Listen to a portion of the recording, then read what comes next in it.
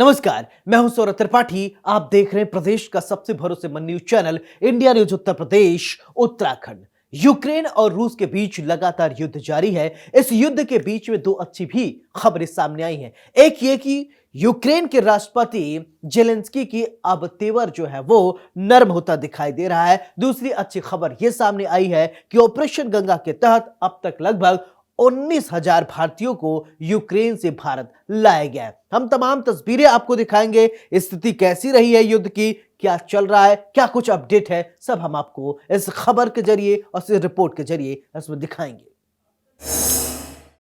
तो सबसे पहले बात करते हैं यूक्रेन के नागरिकों के बारे में। यूक्रेन ने अपने नागरिकों को किस तरीके से हथियार थमा दिया, ये बेहद ही चिंता का विषय है। आखिरकार अनट्रेंड लोगों को क्यों हथियार थमा दिया गया, इसका मिसयूज भी हो सकता है। किस तरीके से मिसयूज हो सकता है, ये रिपोर्ट देखिए।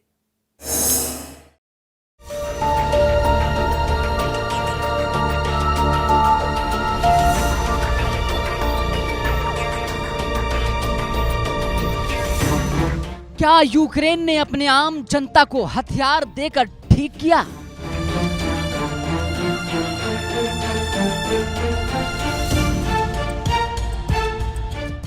इन हथियारों का गलत इस्तेमाल भी हो सकता है।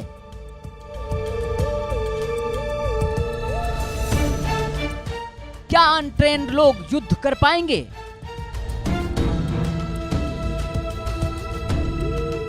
जेलेंस्की के तेवर में नरमी के संकेत।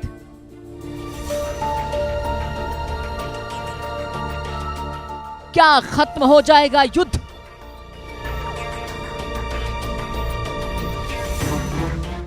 नाटो की सदस्यता पर ज्यादा जोर नहीं, जेलेंस्की। रूस और यूक्रेन के बीच 14 दिनों से युद्ध जारी है। भीषण तबाही है, अंधाधुंध गोलाबारी है।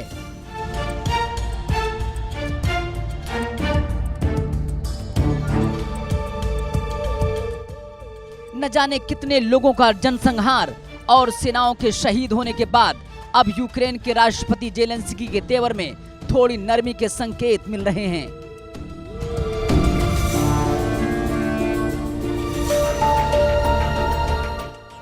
लेकिन इन सब के बीच अब युद्ध खतरनाक दौर से भी गुजर रहा है।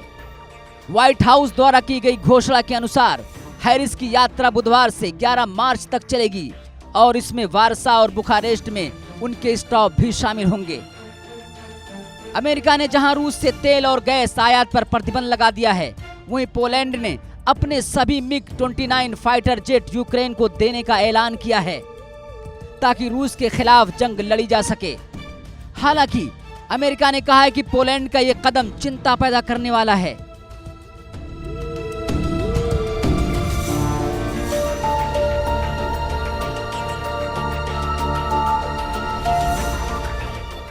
अमेरिका ने यूक्रेन के लिए रूस निर्मित लड़ाकू विमान देने के पोलैंड के प्रस्ताव को ठुकरा दिया है। हालांकि रूसी आक्रमण को विफल करने के लिए अमेरिका पोलैंड में 2 पैट्रियट मिसाइल तैनात करेगा।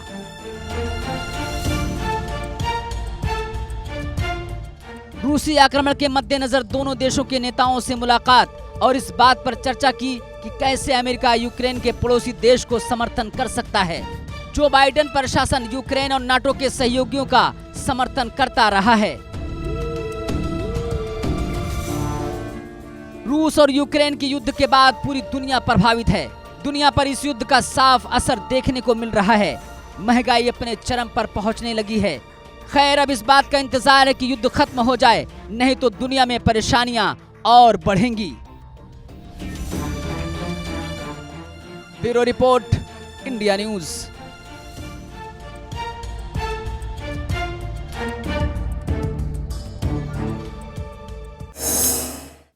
यूक्रेन और रूस के बीच युद्ध के बीच में अब हम आपको ऑपरेशन गंगा के बारे में बताते हैं। करीब 19,000 भारतीयों को ऑपरेशन गंगा के तहत वापस स्वदेश लाया गया। इतना ही नहीं, भारत ने पड़ोसी मुल्कों के रहने वाले को भी उनके आत्मसम्मान के रक्षा हेतु वहां से उन्हें लेकर आए। बांग्लादेश के, नेपाल के और पाकिस्तान के कुछ नागरिकों को ऑपरेशन गंगा के तहत वापस लाया गया है। इस काम के लिए पूरी दुनिया में ऑपरेशन गंगा की तारीफ हो रही है।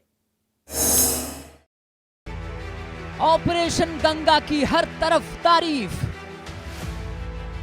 पड़ोसी मुल्क के नागरिकों को भी बचाया।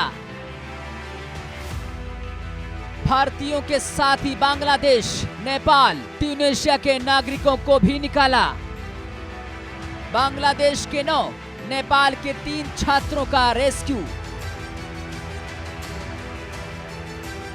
26 फरवरी से शुरू हुआ ऑपरेशन गंगा। यूक्रेन के पड़ोसी देश में 4 केंद्रीय मंत्रियों को किया गया था रवाना।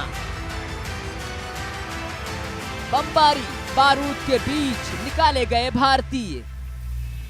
रूस के यूक्रेन पर हमले के बीच भारत का ऑपरेशन गंगा अभियान देश के ही साथ पड़ोसी देशों से भी तारीफ हासिल कर रहा है।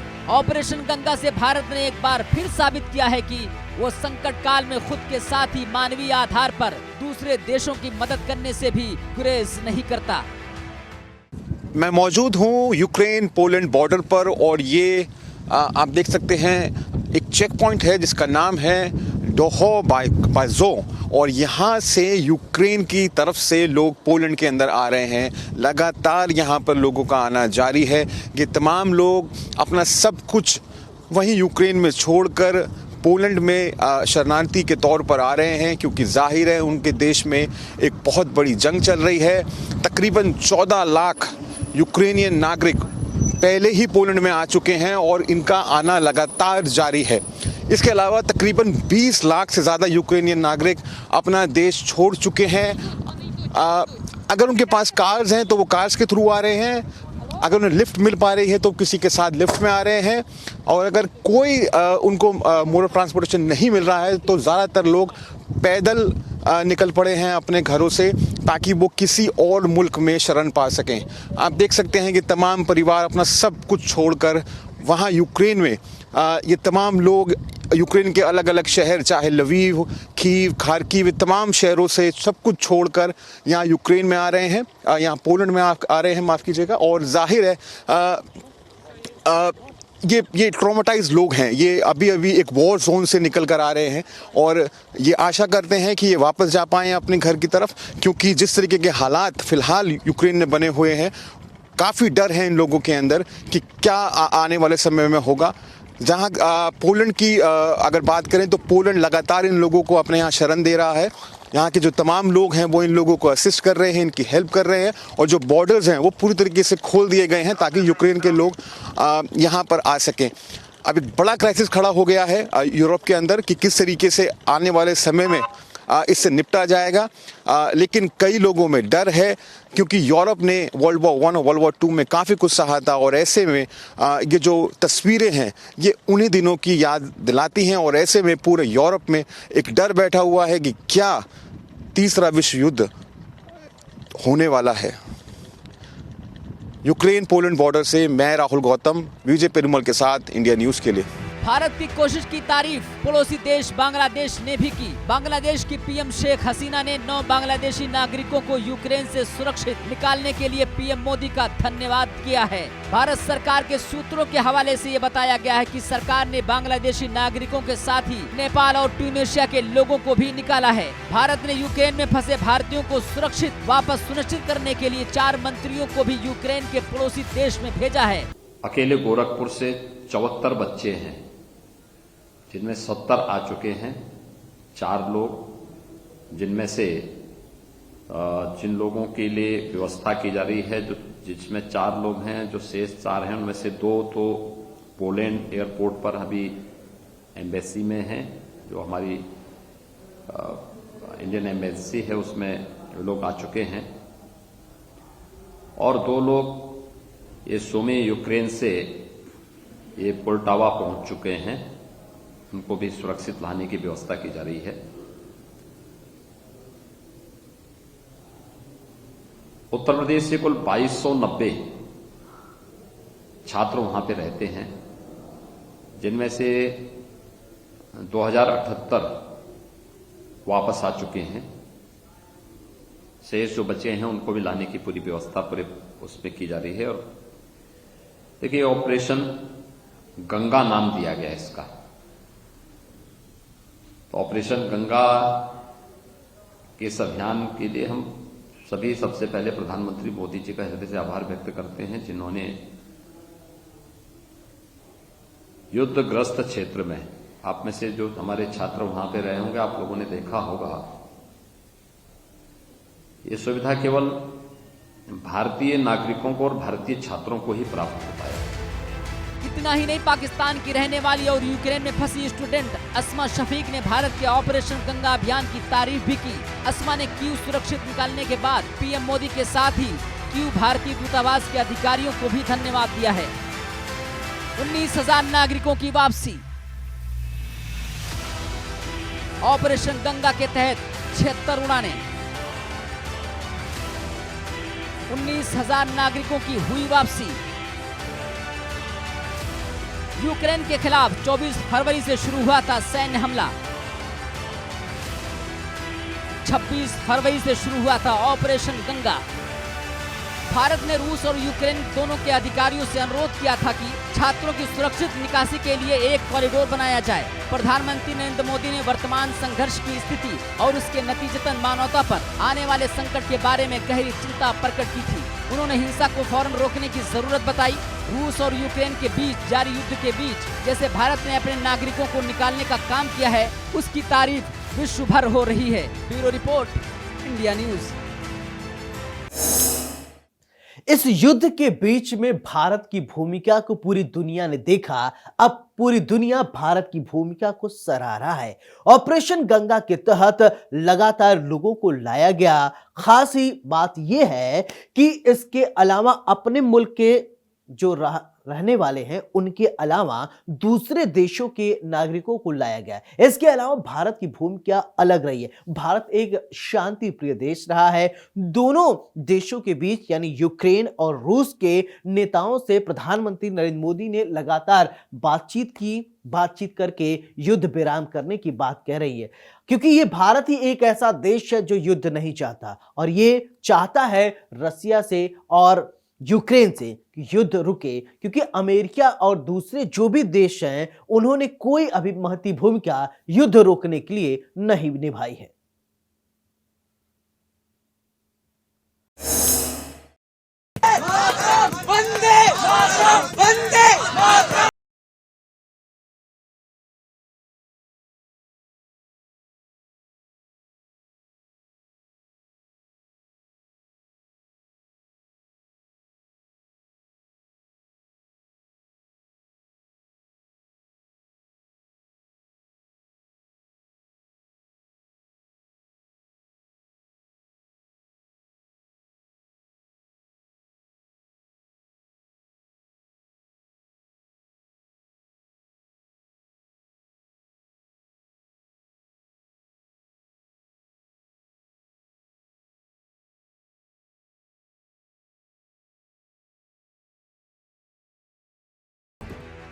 आखिर इस युद्ध में भारत क्या कर रहा है? इसका सबसे बड़ा जवाब भारत की विपक्षी पार्टियों ने दे दिया है। जो पार्टियां हर बात पर सरकार को कटघरे में खड़ा करती थी, इस जंग में सरकार के कदम की खुलकर तारीफ कर रही हैं। यही नहीं, अब तो कांग्रेस के नेता ऑपरेशन गंगा के तहत भारत वापस आ रहे छात्रों का स्वागत करने भी एयरपोर्ट पहुंचने लगे हैं। Hi, we are students of Sumi State University. We are residing right now in first hostel. There is no electricity right now in a hostel and there is no water available for us. So we would like to request government to give us some advisory how we can evacuate from here. Even we are ready to walk miles and miles away if you want us to, because first of all give us some priority of safety. And then we would like to evacuate as soon as possible, because we may not die with this war zone, but we will die with scarcity of water and food. So please, please, please, we all request to evacuate us as soon as possible. Jai Hind, Jai Bharat, Jai Hind. Bharat की कोशिशों के चलते रूस ने कई बार ceasefire भी किया। Kharkiv जैसे खतरनाक इलाके से भारतीयों को निकालने के बाद सुमी के बर्फीले इलाके से भारतीयों को निकालने की कोशिश भी पूरी कर ली है भारत ने। इस जंग में भारत इकलौता ऐसा देश है जो दोनों देशों के दिग्गजों से सीधे बात कर रहा है। पीएम मोदी 3 बार पुतिन से बात कर चुके हैं।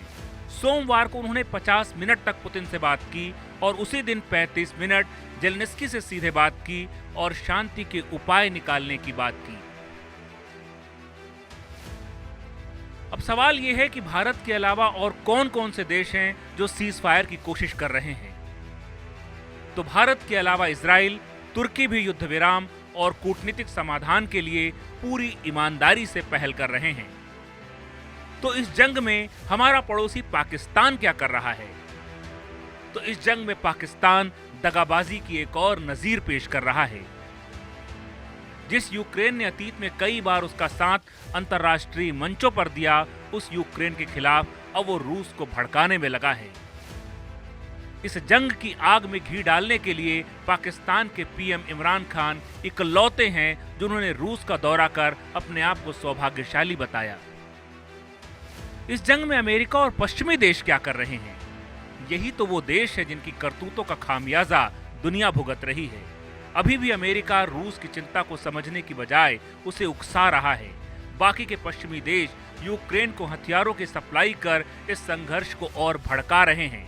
एक तरफ प्रतिबंधों की धमकी दे रहे हैं और दूसरी तरफ रूस से गैस और पेट्रोलियम पदार्थों की आपूर्ति कर रहे हैं। और जब यूक्रेन के राष्ट्रपति ने नो फ्लाई जोन बनाने के लिए उनके सामने गिड़गिड़ाया तो ठेंगा दिखाने में पल भर की देर नहीं की। लेकिन लगता है कि यूक्रेन के राष्ट्रपति को अब भी समझ नहीं आ रहा कि वो इस जंग में मोहरा बन गए हैं और पश्चिमी देशों ने उन्हें ठग लिया है।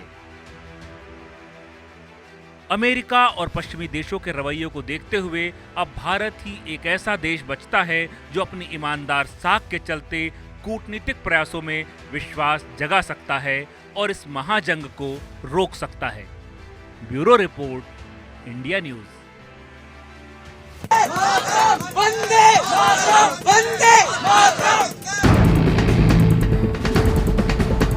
ऑपरेशन गंगा चलाकर हम यूक्रेन भी हजारों भारतीयों को वापस ला रहे हैं। प्रधानमंत्री जी ने जो एक मंत्री लेवल तक का एनवॉय भेजने का मतलब ही है कि हमारा टॉप प्रायोरिटी हमारे नागरिकों को सही सलामत अपना देश लेके आना है।